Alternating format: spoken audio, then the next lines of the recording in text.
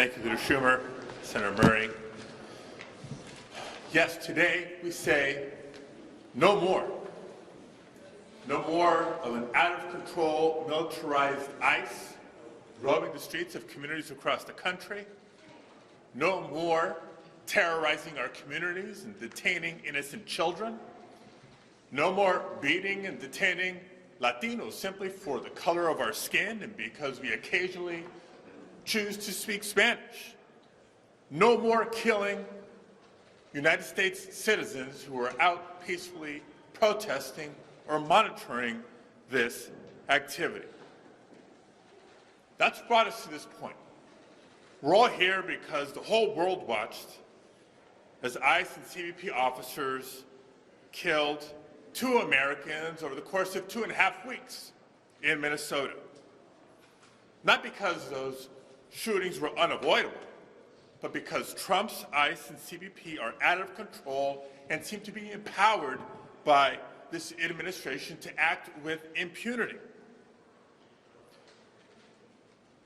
In the wake of Renee Good's tragic death a few weeks ago, it didn't take the administration long to try to blame her and send a message to ICE agents that they, according to the administration, had complete immunity.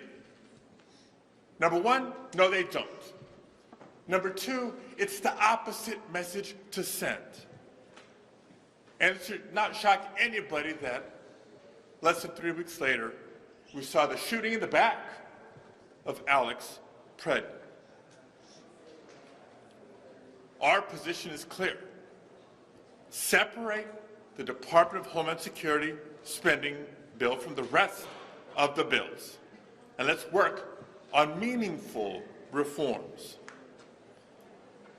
But I guess the real question to our Republican colleagues is this: how many more videos do they need to see? How many more masked agents coming out of unmarked cars, kidnapping people off the streets? How many more citizens need to die in broad daylight before they agree enough is enough?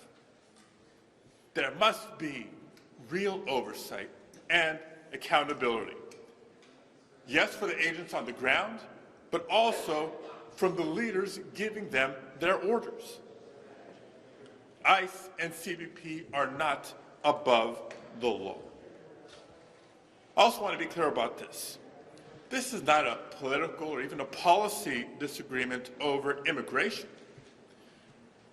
It's about the responsibility of the federal government and everyone representing federal departments and agencies to operate lawfully and professionally. That's not hard to comprehend. Most Americans get it. The vast majority of Americans across the country are infuriated by Trump's cruel, relentless, vindictive mass deportation campaign that has rounded up, the vast majority of the folks that they have rounded up do not have violent or criminal records. For mass agents,